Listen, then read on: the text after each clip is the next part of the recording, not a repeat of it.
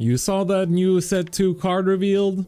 Yep, that's right. Kagemitsu's back, baby. What's up, everyone? I'm now showing you a third Swordcraft deck. Sorry for not uploading for a little bit. While I was busy catching up on work and whatnot, a brand new Swordcraft deck got basically birthed out of nowhere by one of the Swordcraft gods, and that is basically a Storm Sword variant focusing on Kagemitsu, the legendary that everyone thought was washed and like unnecessary, but turns out it's actually not too bad. Let's take a look at the deck as well as some games featuring this very interesting aggressive sword list. I will also have a video going over my thoughts of the set 2 reveals and also all the other news that's coming up. And of course, when set 2 drops next week, we'll of course be opening up a bunch of packs and of course taking a look at all the different decks too, so you won't want to miss it. But with that, let's get into today's video. So this is the brand new Storm Sword, and of course it focuses on the legendary that everyone thought wasn't necessary, Kagemitsu. So Mr. Kage is a 3-cost 2/2 that is just a vanilla normally, but he has the last words effect that when he gets destroyed, he gives you the crest,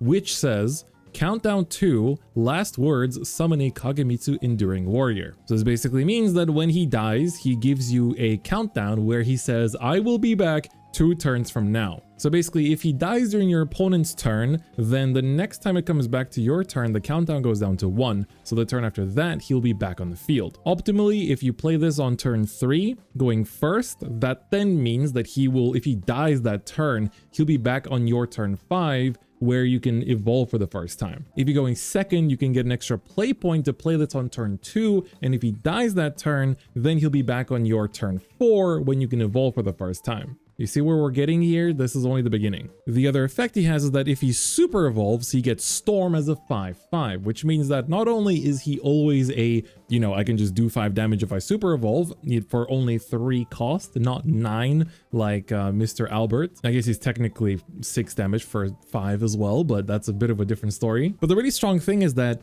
he comes out without paying cost, and you can just evolve him and go 5 to face, which means that you can use your play points that turn on something else to clear your opponent's board or do other forms of damage. Now, one of the strong combos that you can do with this is the spell Ravening Tentacles. This is another Swordcraft card that got slept on quite a bit at the beginning, and now it turns out it's actually not too bad. 7-cost gold spell that selects an enemy follower on the field or the enemy leader and deals it 5 damage and then restores 5 to you. So even when you don't have Albert to do the big damage, or even if they have a board full of wards but their defense is only 5, you can play the tentacles and then basically just zap your opponent for 5. You can also heal for 5 if you need to get out of lethal too. But this is of course good with Kagemitsu because on turn 7, for example, you can, you know, he can come back, you super evolve him, he goes face for 5, and then you ping 5 for, you know, from tentacles, and that's already going to be doing pretty good. You can also combine this with Centaur Centurion, who's doing 7 on Storm, or 10 if you super evolve him, or 9 if you evolve him regularly. So that way you combine this damage really, really well together with Kage's, you know, the super evolved Storm effect. There's a lot of familiar faces from the other sword decks that we've taken a look at. Zirconia, of course, with a very powerful evolve effect. You also have Vals for removal, Hound of War, of course, for the good clear you have. Albert is Albert, of course, we're going to still be playing him. Gino for the board clear as well. One new addition is the Divine Thunder, which is a spell that destroys a random enemy follower with the highest attack for 4 cost and deals 1 damage to all other enemy followers. So this means that this will pop the thing that has the highest attack. If it's tied, it will choose 1 randomly. So especially in the sword mirror match, this is quite good because it can take out ambush followers. It's also good into Haven because it can take out their Rivero, which is quite strong. So just good removal and also just very good in the mirror because you can kill their Zirconia and then do 1/1 damage to everything else, which is pretty good. Then of course, we're also playing Flash Step Quickblader, which is a 1/1 with Storm that helps to combine together with Zirconia when you go first to play it together with Zirconia, then evolve Zirconia to make this a 2/2 that can go face, while the Zirconia 6/6 can go into something else to trade. And finally, the other new kind of development is the Shinobi Squirrel. This is a 2-cost 2/1 with Ambush, but if you evolve it, it also summons another copy of itself. You can basically play this on turn 2 going second, and then evolve with Zirconia, buff it, and then swing with it, or otherwise you can play it on like turn 3 or 4, and then the next turn evolve it, go face with it, and then the other one is staying in ambush, so that next turn you can do the same thing again. So it's a really good way to just like get a bunch of tip damage in with a lot of the ambushes. Ambush in general is your best friend together with Vals as well, so you definitely want to be using that to your advantage. Before we take a look at some gameplay, here is the QR code as well, so you can try this deck out yourself. And of course, before we take a look at the games, if you enjoy these videos, please do leave a like and let me know what you think of the deck, as well as any other decks you want to be featured in the comments below. And of course, please do subscribe if you haven't already. I'm trying to reach 5K before set 2 drops, or around the time set 2 drops. That'd be really, really appreciated. With that though, let's get into some gameplay. All right, let's get into a game here. Time to go to the future. Ooh, Forest, and it's Midori, someone that's already in Master. As we can see, I'm just on the cusp of Master, just a little bit under 4,000 points remaining. Been kind of taking my time. I've also been a bit busy too, hence why the upload schedule's been a bit slower. So we're going first. Luminous Landstrip are definitely really good in the opening hand. Zirconia, I feel like, is more important in this build than it was in the previous one. So I definitely like keeping her in the opening hand. Even going first, I'd say people do say just going second is good, but I feel like even going first, Kage is really important in the opening hand, but it's also like, if you don't have Zirconia, you just have like a bunch of Genos and Alberts, it feels like you're a little bit behind. So we have a really nice curve here for turn 1 and 2. Well, the Shinobi Squirrel's really good in combination with Zirconia as well. So we're gonna just swing here. They usually don't have a way to make a puppet on turn 1 unless they play point boost. So if they use up their play point boost here, I'm also not really complaining. They're not using it. That's pretty good. That means we have really, really good tempo. So this means that turn 2, we got a wide-ish board. And now we can play Shinobi Squirrel next turn potentially as well. They're not play point boosting, so my damage is all going in, and we can even play the second Lance Trooper here to trade. That's huge. They need a lot of puppets to take out this board. And now next turn we can play the Shinobi Squirrel and then Zirconia turn 5, and we have overall really, really good tempo.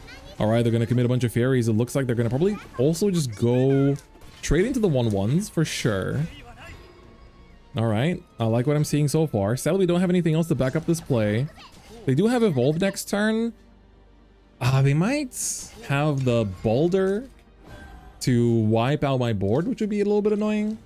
Yeah, Glade, sorry, not Balder. I don't know why my Balder came to my brain when I thought of this card. Glade. So he will kill my my poor little ambush squirrel, unfortunately. But it's not the end of the world. We didn't lose too much tempo from that. And now we can just Zirconia and continue to build up pressure. We put him down to 13 as well, so it's honestly not too bad. Next turn we have Hounds, then we have Geno or Ravening Tentacles. We haven't had Kagemitsu yet this game, but that's also not the end of the world. It's like 6, 7, or 7, and 8 or 8, and then 9. It's like pretty good tempo overall, as long as we can do like a burn damage somewhere. That's what, of course, Kagemitsu is so good, is that you can do that random little bit of damage here and there. That helps to chip down your opponent. Otherwise, you kind of have to rely on the Super Evolves. The only unfortunate thing is that if they do not... Okay, they're going to just buff this fairy, aren't they? Yeah. The only thing is that if they don't put anything down, these Hounds get traded away by a bunch of fairies and also by the Glade. So that's a little bit unfortunate. Is there a world where I just Albert face here? And we just draw another Albert down the line? That sounds a bit too YOLO, but I don't dislike it. Puts them down to 8. Like, the problem is that we're not doing enough chip damage. I guess tentacles into Albert is still realistic, so I don't really want to waste Albert here. We'll just play the dogs and force them to answer this in a way that they don't normally want to, because giving them a turn of just doing nothing is also like just way too bad.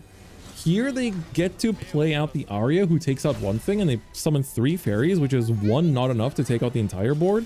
So yep, they gotta play another fairy. So of course these could technically all go face, but instead they are forced to go into my dogs. Respect the dog.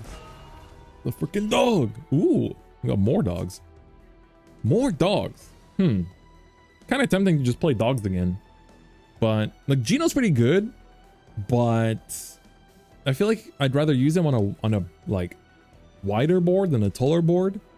He's good for tall boards too, because if they don't take him out, I am basically just super far ahead. There's also a world where we wait for next turn and super evolve Geno, swing into 2 things to do 2 chip damage, because we know he has 1 heal in hand for the 0, so he can go back up to 14. So if we do 2 chip damage from Geno next turn, that would put him into kill range a little bit, so that's also not too bad. I think I like the idea of just playing the dogs here, even though they're answered quite easily. And then next turn, like, depending on what sticks here, we can see how we do this. Like, I think if they don't give you much of a board, then we don't need to play Geno, and we can just play the tentacles and heal up to 20 and take them out of like lethal range. All right, the Twinkle Toes gonna just trade. Okay, so they also took up a board space. I feel like I'm gonna try to heal up to 20 with tentacles here while taking them down to 8. They can heal up to 9, and then this way they can't run this in, and their board space is a bit limited. So while they do have 2 damage they can do on this board, and I guess their Furies can run into face, but I feel like their bounces become a little bit more awkward because of this. Okay, Olivia healed up to 10. It's more annoying because, well, if they don't have a ward, it's okay. Olivia healing to 10 is okay, but them healing up to, ooh, Roach. Base Roach. Okay, alright, I guess I didn't have anything. We can just Albert, and this is just gonna get the job done. This is literally just POV. We played regular old sword, but just with a more aggressive variant. Alright, that's pretty good. Albert got the job done. Being patient with the Albert also kind of worked, although we would have been rewarded for Albert to face, actually. Oh, cool. Got back into Diamond. That feels nice to do that while recording, I guess. So that's nice. All right, let's go for another game. Let's take a look and see what we got. Ooh, it's someone very close in ranking to us. It's going to be Portal. Portal is not favored into any sword variant, unfortunately. It's a pretty tough world out there.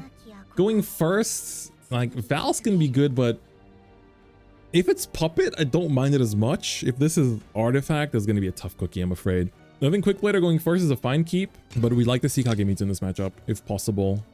Or, I mean, this curve also looks pretty good too. If we can see the Kage, that'd be like super epic and awesome, but if we don't, I mean, so be it, I suppose. Let's take a look at what our opponent has for the turn 1. It's the Puppeteer. That doesn't really tell us anything because, of course, the Puppeteer is also played in the Artifact deck as well. We do find the Zirconia. It's like I don't want to commit this Field out here, but also Luminous Lance Trooper feels pretty bad because, like, she doesn't trade anything effectively, so I feel like Field out here is okay because turn 5 will do this. Turn 6 we might just dogs, or just do dog next turn. It's either dog next turn or dog turn 6, and then wait for Geno on turn 7. So I think this has more pressure because they're also forced to take it out to kind of like, you know, because he's always ready to shoot some of my opponent's followers. Unfortunately, we still don't know if they're playing Puppet or they went face. Interesting. Very interesting. Well, then I will take you up on that offer and go phase 2. See what they respond with, though. Yudi. All right, I want a Valse now. We need a Valse now. Give me a Valse now. I could use a Valse. Ooh, that's not a Valse. Not a Valse at all. We can take out the 3/3 though with the Luminous Lance Trooper and then play another Field out, but then playing a second Field out feels a bit too risky just because we do lose out on some of our really powerful removal, and they do have an Evolve next turn, so I feel like not committing more is better here. I think it's a bit too risky. We're going to need this Field out for turn 6 potentially as well, so let's just be a little bit more conservative here. It's looking like Puppets. Watch. I mean, they haven't made a single artifact yet, right? So, and it's also, yeah, we saw Yudi as well. Okay, they're playing the 5/5. Evolving Face. Very interesting. That means my Zirconia tokens can actually have Rush because she remained. I did not expect that to happen because that is like a huge tempo swing in my direction too. So now my tokens can swing into the 4/4. This can trade like this. Of course, everything is like easily taken out by Puppets. That hasn't changed, unfortunately, but at the very least, we got a pretty good tempo swing back in our favor here. The 6/1's definitely putting on pressure that they have to use a Puppet to take out. Lovestruck Puppeteer is going to come down. He's going to make a Puppet as well and evolve to make another one. So they've burned both their evolution points already. Very aggressive approach here. I do have Sustain. This build does have Heal that most sword builds don't. So for that, we are pretty thankful here. I do think Hounds are better here. Want to preserve the evolution point as much as possible and leave the 4/2 up here as well for them to worry about. And then this way, next turn we're either going to Geno, but optimally I'd like the Tentacles here, but oh, they're going to give me the no, aren't they? I really wanted the Tentacles here. Yeah, the 2/1's going to be pretty good there too. I don't think we have a choice but to Geno, or we can also... Divine Thunder Shinobi Squirrel is a play. And then we Super Evo Geno and he trades into two things. That could be a play. Doesn't sound too bad. Let's clone some squirrels. The Squirrel Cloning Project. This also means that we randomly like top deck, because if this survives, this is 9 damage plus 5. We're 1 off, unfortunately. Unfortunately, 1 off. If both, I like how they're looking at each other. Like they're squirrel bros. What are they up to? But yeah, if they don't play the Orcus here, we technically do have 9 damage face. It's kind of cool with another squirrel creeping in the back, ready to fight from the shadows. Mr. Squirrel! What will you do about Mr. Squirrel? I don't think Puppet has AoE damage unless they play Artifact Engine. So this should be a pretty good situation for us. Mr. Noah, hello, hello. How do you do? What else will you be up to today? You are probably lining up a lethal, I'm assuming. Mr. Geno. Interesting, interesting. Do they have a 12 damage play here? Let's see. 1, 1, 3, 3, 8. They do have a 12 damage play. Oh, that's cringe. El Gringo. We don't like El Gringo. Oh man. They do have a 12 damage play with Orcus Evolve. Make 2 puppets and then... Oh no, wait. No. Orcus, Lloyd 1, 1. 3, 3, 3, 3, but they have Noah double buff. So that's 8. Noah double buff on a regular puppet gives them another 3. So I think I barely live? Do I really barely live? Can I afford to Geno here?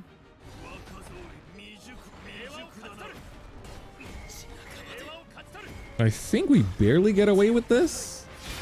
Sorry, I should have evolved the squirrel first. That was a misplay. But this feels like we might be getting away with something. Because Orcus, like, I think I'm not miscalculating, right? I think it depends if they have an enhanced puppet that's buffed in hand or not. If they have an enhanced puppet that's buffed in hand and they can swing with that, 3 is fine. 3 is fine. They have the buffed enhanced puppet. No, they're going okay.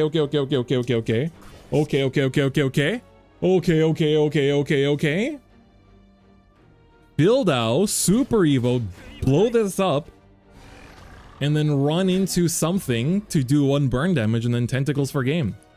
Build out, you were the GOAT this entire time. I can't believe it. I'm so glad I held on to you in hand because you are the GOAT. He simply is the GOAT like that. Bonk. Bonk 1 damage and then bonk tentacles for 5, baby. Let's go. It just works wonders. What can I say? But you really gotta like, it's like your resources are pretty limited in this deck compared to mid-range, but you have these random explosive game-winning plays that are just like so huge that I feel like are really important. I'd like to actually play Kage though. This whole deck is named after him. Where did the old man go, man? Wake him up. Get him out of bed. All right, let's go. See if we can find ourselves Mr. Kagemitsu. We're playing against Portal again. If it's Puppet, I'm pretty okay with it. If it's Artifact, it might be cooked. Let's find out. We're going second. We won Zirconia in the opening hand. Let's go Zirconia in the opening hand. It's here. It's here. Samurai, I think is fine to throw. Albert is also good for the turn 5, but we want something for turns 2 and 3 here. Ooh, another Zirconia. Spicy. Okay. Don't mind that. Don't mind that. Oh, double Valse. Interesting. This could be something. This could be something indeed. We could play point boost, play the Valse. We can just Shinobi Squirrel Valse. Okay, it's looking like Artifact. Very much looking like Artifact. I'm a little bit worried about their AoE, but we get to evolve before their AoE comes down, which means that next turn we can play this, we can play Valse, and then we can turn on 6 play points, just boost into Valse number 2 potentially if we need to. So that's also not too bad. So I guess we can just play the squirrel here. Next turn, we're gonna Valse on whatever big body they play down here. Yuri does come down. I'm so glad my read was right. Oh, that's a big one. Feels good to get that one right. We're taking a lot of burn damage that I wish I wasn't taking, but unfortunately I am not in a position where I have a choice in whether I want to take burn damage or not. There's also another alternate cool little turn 6 play where we can do second Zirconia plus Shinobi Squirrel. Okay, they're just going all in on the burn damage. They're also going to trade in with the puppet. Yep, okay, it's looking like a fusion build. So here we can Zirconia. She's going to get some work done. Unfortunately, though, we are a little bit behind on tempo, which isn't. And I want the squirrel to go to the head. I really want the squirrel to go to the head. Not gonna lie. NGL. For real, for real. A little bit annoying. Little bit annoying. Like, we're basically eating another 3 damage. We're going down to 10. But we're still taking 2. But they can evolve face. It's pretty tough, but I think I have to go face and just put on the pressure from our side to force them to respond here. Because if we can, it's a little bit troublesome, but we probably will need to, like, play point boost into the tentacles, potentially. Oh, they played this? Okay. I don't mind this too much. Puppet Lions are probably going to go, either going to go face or going to trade into the 6-4, depending on what their fusions hit. But, because if they don't trade my stuff away, I would have had 5, 9, plus 3, 12, 15 damage. If they didn't trade my stuff away, I would have had 15 damage ready. All right, now let's see. How many artifacts have they generated? That's another one that they just generated. So they have now 1, 2, only 3. Interesting. So we actually got stuff to stick. That's pretty good. Zirconia number 2. Please try to take this one out. Especially with like all the stat buffs. This is like, you're gonna need to play down. Okay, of course, the Gamma does take this out, but I don't think did they make Alpha? I think they made Alpha, right? Yeah, they made Alpha. They had to make Alpha. I think they didn't have a choice. Sylvia is a little bit annoying, but this is where, like, them not having the Super Evo means that they spend this one on just destroying one thing, and they can only trade into one thing as well, which means they also go down to below 5 defense. Val's the MVP. He's coming through. He's doing work. That's the GOAT right there. We're gonna super evolve this freaking squirrel, bro. Look at them squirrels flying. Good God. Dude, this is not a Kagemitsu sword. This is squirrel sword, baby. Where them squirrels at? Dude, if either one, they cannot set up a ward here. They're gonna set up a second cannon though. Okay. They're praying to hit my ambushes. They need to. They literally, they cannot afford to not hit the ambushes. Oh, they hit. Mr. Vals, stay strong. Stay strong. Game is at stake. They should evolve this first. They should evolve. It doesn't matter if you burn the Super Evo, you should evolve and you should trade first so that your fusions have a higher chance to hit my ambushes. If they don't hit the ambushes, you are cooked, my friend. Okay, here comes fusion number 2. Of course, they both hit both, but it doesn't matter. It doesn't matter. Centaur Centurion. We have Centaur Centurion. We can literally, it's like, find the lethal. We could have super evolved, gone face, and then Ravening Tentacles. Okay, we won with Centaur Centurion. What's next? Can we win with Kage now? Can we win with Kage now, please? I've only been showing different ways of winning that aren't Kagemitsu. All right, here we go. Is it going to be Portal again? No, it's the mirror match against Sumappy. All right, going first. Mirror match Kage is pretty important too, but if it's mid-range, it's actually cooked. Mid-range sword is, in my opinion, very favored into this. So, and we're going first too. I feel like Filda is actually quite good going first because you have to answer there. Zirconia. I feel like Zirconia is a throw here, actually. Might just keep the Filda. Either that or keep the Divine Thunder, but then he doesn't do anything early. Maybe the Zirconia is a keep. Like, Mirror is pretty tough. I think we change everything. I think we go for a full change. Really wanted a 2-drop. Really wanted a 2-drop. Oh, Quick Blader, hello. That works too. That works too. Now, top deck a 2-drop. Do it for me. Do it for me, baby. All right, we don't find one. That's okay.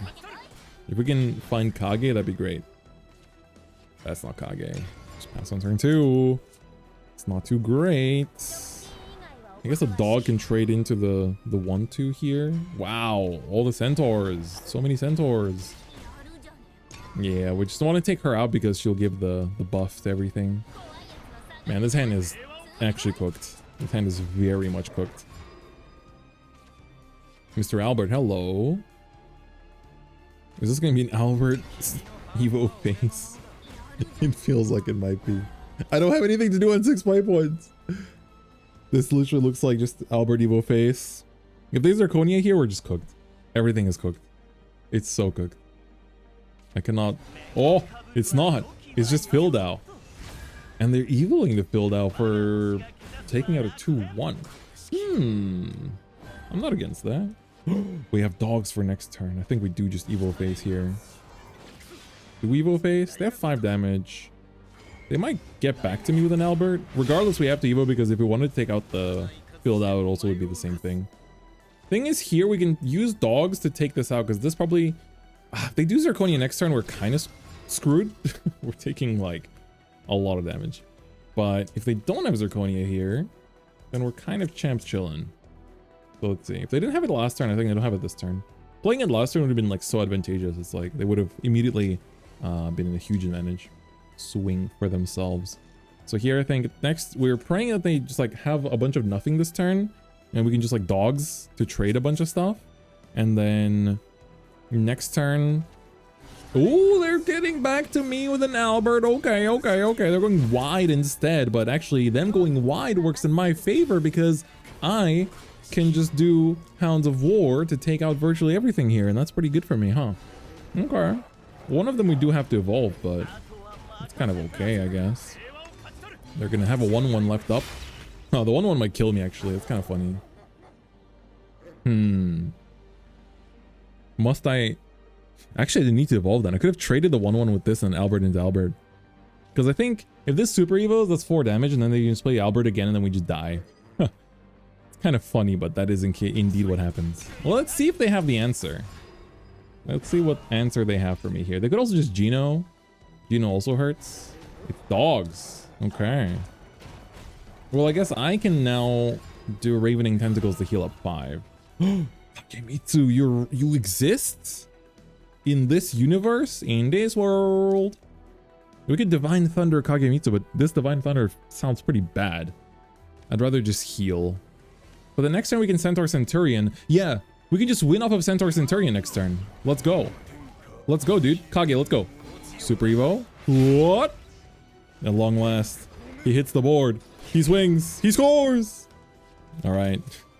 Let's see what they got. Ah, they got their own Centaur Centurion. Okay. Fair game. That's just literally how the mirror goes. I guess if I healed, it would have been safer. It would have been safer if I healed. I was more concerned with their Albert than I was with their Centaur Centurion. Fair game. Fair play. All right, let's go for another one. Let's take a look. Mirror again. Gikota.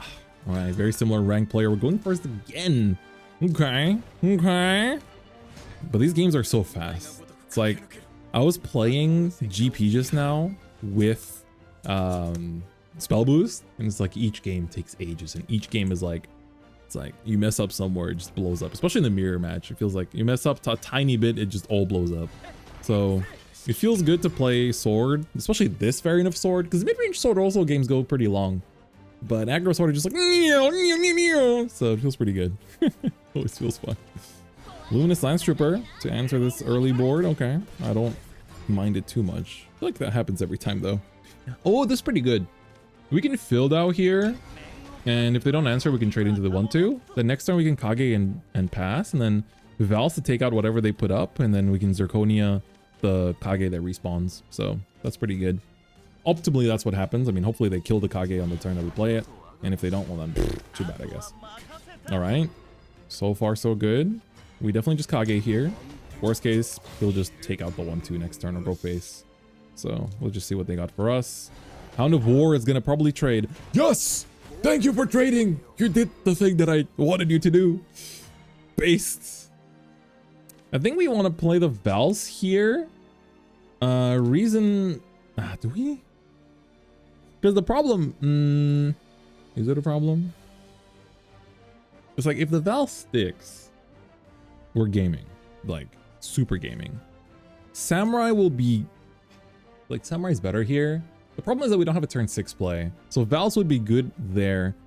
Because next turn, they're probably going to do Zirconia themselves. And then we can, in response to Or like they're gonna Zirconia, then we're gonna Zirconia back, but we have a Kage on board, so we get more stats on board. So that means it comes down to what they do the turn after. So I think we have one less thing on board, but keeping Vals for turn 6 does feel a bit better because we can use his Enhance. They do have the Zirconia as predicted, but now we have one more extra 2/2 on the board that they don't have. It also comes down to if they play Apollo or not. So if they don't play Apollo, then we're actually in a pretty big advantage here just from doing this. Obviously, if we kept the Quick later, then this would have been like an extra 2 damage face as well, but overall this is okay. We have a 3/3 and 2/2/2s, so overall we're in a pretty good situation. Okay, they don't have Zirconia number 2. That's what I was more scared of. No, they have the Apollo though. That's pretty bad. That's tragic. That's actually tragic. Oh man. Oh, I can't even Vals twice because of the freaking like that's how Enhance works. .com. Oh, I kind of feel like we have to evolve this. I can't get too greedy. Yeah, there's no world where we just like randomly. It's like we're already eating 5 here. It goes down to 9. If we super evolve, we go down to 6, and like we get a bit too close to just getting randomly one shot. Especially because next turn he can't play point boost into Centaur Centurion, but gets pretty close to it, which is also kind of scary. So next turn optimally we can just super evolve Kage face and then Gino to take out the rest of the board. And otherwise we can, if they don't give me too much to work with, I mean, we already have 2 things to work with, unless they run both these things into face and just play one thing, Evo pass, then maybe we just Vals. But I'm assuming they're also just as conflicted. Man, why is it the games that I don't have Kage that I feel like this deck is better? Oh my god, they are actually going, they're going wide. Wide Pepe, that's crazy. Okay, this is not too bad. But Zirconia, hold up. Zirconia is not the best super evolved target, but I'm just thinking in terms of like getting a wide board up. I feel like next turn they might Amelia and do Luminous Magus again, which is a little bit annoying. So if we Zirconia Vals, we can take out 2 things. If we Gino, we can take out 2 things. If we super evolve swing to a follower, we can take out 3 things, but that's not likely to happen. I feel like Zirconia Vals gives me really good advantage. And most importantly, this takes out the Magus.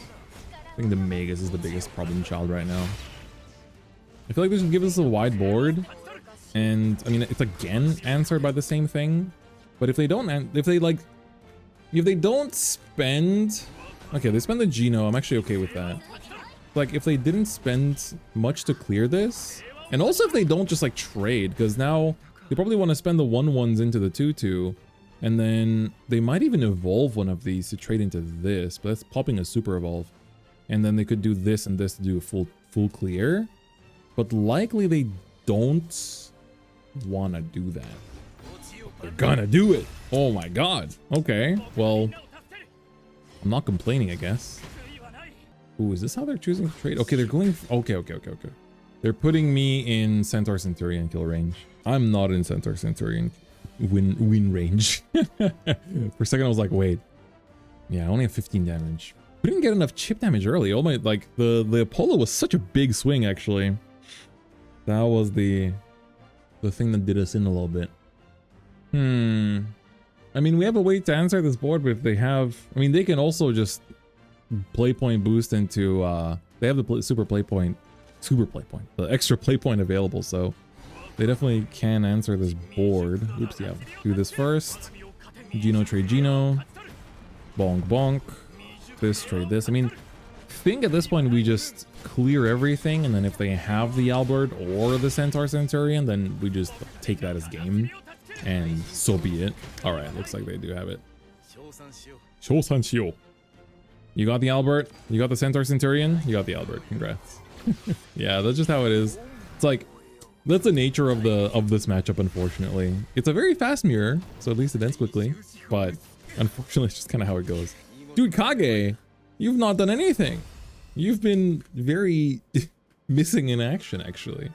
But alas, so be it, I guess. Still good games. Still good games. But I mean, got to see some of like both the good and the bad of the deck, I guess. But the games we lost were the mirrors, so I guess the deck is still winning technically. So I'll let you interpret that as you will. And that has been the face sword, Kage sword, whatever you want to call it. It's a pretty fun deck. I think just being able to win games faster makes it a very good climbing deck. I wouldn't recommend it for necessarily tournaments and Grand Prix and stuff like that. So it's a fun climbing deck. For tournaments, I feel like mid-range sword is still much better. And of course, even that's going to change because of course we have a brand new set where we're going to get a lot of cool new tools. We already know that the sword stuff is really good, at least from the legendary. So definitely going to be very excited for that. But overall, Sword I think got a lot of really good mileage from this set. I think it stayed as like a good tier 2 pick the entire time, but a very stable tier 2 pick that can definitely answer a lot of different matchups while still having some pretty terrible matchups like Rune. With that though, that's gonna be it for today's video. If you liked it, please give it a like. And of course, if you haven't already, please do subscribe. And of course, if you like the video, you want to take a look at a different kind of sword deck, then here is my mid-range sword list that I introduced before that I think is a lot less aggressive, but a lot more oriented in fighting other matchups that are easier to beat than for this list. And of course, if you're a new player just starting out, check out my beginner tips video as well for everything you need to know as a new player. With that, that'll be it for me today. Thank you so much for watching and I'll see you guys next time. Bye bye.